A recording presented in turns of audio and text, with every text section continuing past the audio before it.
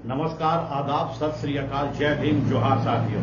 संविधान जिंदाबाद, वोट से मुर्दाबाद। तो जैसा कि मैंने एक वीडियो कल जो आपको बनाया था, जिसमें मैंने आप लोगों से कुछ चंद सवाल पूछे थे और आप लोगों ने उसका जवाब दिया, और आप लोग सभी लोग लगभग इस बात पे सहमत थे कि बोर्ड पे पढ़ाया जाए। दूसरी चीज इसमें यह थी कि कुछ लोगों ने यह कहा कि ऑनलाइन पढ़ाई नहीं होती है। तो आप इसका सिर्फ एक ही जवाब हो सकता है कि आप थोड़ा सा अपने आप को जो है कंसंट्रेट करें, धैर्य के साथ, निश्चित तौर पे आपको मन लगेगा। तो आज जो है मुख्य रूप से मैं बोर्ड पे मैं शुरू कर रहा हूं, और आधुनिक भारत का एक महत्वपूर्ण अध्याय है बंगाल, कि बंगाल में किस तरह से अंग्रेजी सत्ता की स्थापना होती है और किस तरह से बंगाल की ताकत का इस्तेमाल कर अंग्रेज धीरे धीरे भारत के अन्य हिस्से में कैसे पहुंचे, इन तमाम पहलुओं की यहां पर चर्चा जो है वह की जाएगी। तो बंगाल में जो स्वायत्त राज्य की स्थापना होती है वह मुर्शीद कुली खां के द्वारा की जाती है। मुर्शीद कुली खां ही वह व्यक्ति था जिन्होंने बंगाल में स्वतंत्र नवाबी की नींव डाली। मुर्शीद कुली खां जो था वह दक्षिण भारत का एक ब्राह्मण था जिसने आगे चलकर इस्लाम धर्म को अडॉप्ट कर लिया था, मुस्लिम धर्म को स्वीकार कर लिया था, और यह व्यक्ति अपने वित्तीय मामलों के लिए काफी ही प्रसिद्ध था। यह वित्तीय मामलों का बहुत ही बड़ा जानकार था, और औरंगजेब जब दक्कन में एज ए सूबेदार के तौर पे काम कर रहा था तो इसकी योग्यता से वह काफी प्रभावित हुआ था और वह उसे अपने साथ जो है वह ले आया था। तो उसी मुर्शीद कुली खां ने बंगाल में स्वतंत्र नवाबी की स्थापना की, और उसी के बारे में हम लोग आज पढ़ेंगे। तो बंगाल में स्वतंत्र नवाबी की जो स्थापना होती है वह 1717 ईस्वी में होती है, और 1727 ईस्वी तक मुर्शीद कुली खां का शासन रहता है। 10 वर्षों तक उसने बंगाल में एज ए नवाब के तौर पर उसने काम किया। लेकिन अगर नवाब के पहले की बात करें तो बंगाल में वह पहले से ही काम कर रहा था, और यहां पर आप देखेंगे कि 1700 ईस्वी में उसे बंगाल के दीवान के तौर पर नियुक्त किया गया। दीवान मुगल काल का एक बहुत ही महत्वपूर्ण पद था, और समझ लें कि इसकी तुलना आज के वित्त मंत्री या फाइनेंस मिनिस्टर के साथ आप कर सकते हैं। यानी मुगल काल में जो तमाम राजस्व मामलों की जो देखरेख होती थी, राजस्व की जो उगाही होती थी, उसका तमाम हिसाब किताब वह दीवान के द्वारा रखा जाता था। जैसे अगर केंद्र में चले जाएं तो शाही दीवान होता था, प्रांत की बात अगर करेंगे तो प्रांत में प्रांतीय दीवान हुआ करता था। तो मुर्शीद कुली खां को 1700 ईस्वी में बंगाल के दीवान के तौर पर, या आज के हिसाब से कहेंगे तो वित्त मंत्री के तौर पर नियुक्त किया गया। 1701 ईस्वी में उड़ीसा और 1704 ईस्वी में उसे बिहार का भी दीवान नियुक्त कर दिया गया। यानी बंगाल, बिहार और उड़ीसा, ये जो तीनों क्षेत्र थे, जो तीनों प्रांत थे, इन तीनों प्रांतों के एज ए दीवान के तौर पर मुर्शीद कुली खां जो है वह आपका काम करने लगा। और इस तरह से चूंकि वित्तीय मामलों का यह बहुत बड़ा जानकार था, तो इसने बंगाल की वित्तीय स्थिति को काफी ही बेहतर कर दिया। लेकिन जब औरंगजेब की मृत्यु होती है तो औरंगजेब की मृत्यु के कुछ समय पश्चात औरंगजेब के पौत्र अजीम उस्सान के साथ इसका कुछ मतभेद होता है, कुछ डिफरेंसेस पैदा होते हैं। उस डिफरेंसेस के कारण उन्होंने अपनी जो वित्तीय राजधानी थी ढाका आज भी बांग्लादेश की राजधानी है, जो उनकी वित्तीय राजधानी थी ढाका, वह ढाका से उसने मकसूदाबाद स्थानांतरित कर दी। याद रखेंगे कि मकसूदाबाद का नाम बदलकर उसने मुर्शिदाबाद कर दिया, आज भी मुर्शिदाबाद के नाम से है। यानी मुर्शीद कुली खां ने उस मकसूदाबाद का नाम जो बदला और अपने नाम पे रखा मुर्शिदाबाद। इसी कारण अक्सर यह सवाल पूछा जाता है कि मुर्शिदाबाद शहर की स्थापना किसके द्वारा की गई, तो आपका जवाब आता है मुर्शीद कुली खां। और यहां से जुड़ा हुआ दूसरा महत्वपूर्ण सवाल हो सकता है कि मुर्शिदाबाद का पुराना नाम क्या है, तो आपका जवाब आएगा वह है मकसूदाबाद। तो 1717 ईस्वी में इसे बंगाल के सूबेदार के तौर पे नियुक्त किया गया, और उस वक्त मुगल बादशाह थे फर्रुखसियर के समय में इसे बंगाल के सूबेदार के तौर पे नियुक्त किया गया।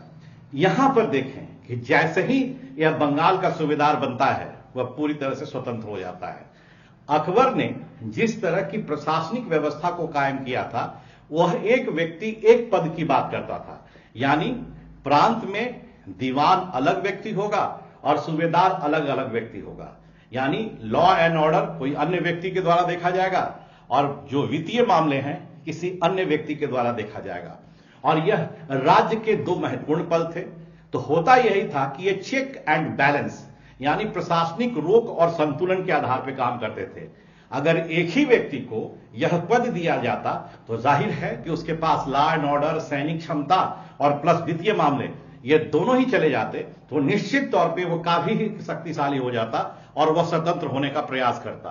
तो जब तक मुगल प्रशासनिक व्यवस्था इस तरह से काम करती रही वह सही ढंग से आगे बढ़ता रहा। लेकिन औरंगजेब की मृत्यु के पश्चात चूंकि मुगल राज व्यवस्था में, मुगल प्रशासनिक संरचना में काफी ही गिरावट आने लगी थी, इसलिए ऐसा हुआ कि मुर्शीद कुली खां को दीवान के साथ साथ उसे बंगाल के सूबेदार के तौर पर भी नियुक्त किया गया। और इसका परिणाम यह हो गया कि वह काफी ही ज्यादा शक्तिशाली हो गया, क्योंकि एक ही व्यक्ति को यह दोनों पद जो है वह मिल चुके थे और इस तरह से उसने बंगाल में स्वतंत्र नवाबी की स्थापना की।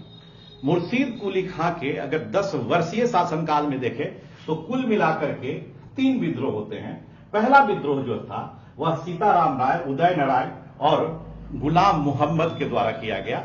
दूसरा विद्रोह सुजात खां के द्वारा किया गया और तीसरा विद्रोह नजात खां के द्वारा किया गया। और यहां पर आप जान लें कि इन तीनों विद्रोहों को बुरी तरह से कुचला गया और इन तीनों विद्रोहों को दबाकर ये तीनों की जो जमींदारियां थी उसने अपने कृपा पात्र राम जीवन को सौंप दी और इस तरह से राम जीवन इन क्षेत्रों का जो है जमींदार बना। इसके अलावा मुर्शीद कुली खां ने राजस्व व्यवस्था के संदर्भ में भी काफी महत्वपूर्ण परिवर्तन किए। तो उस वक्त जितने भी शाही अधिकारी थे, जिनकी जो जागीरें थी, उन जागीरों को उसने खालसा में परिवर्तित कर दिया। तो यहां पर मैंने 2 शब्द इस्तेमाल किए हैं, एक है जागीर और दूसरा है खालसा।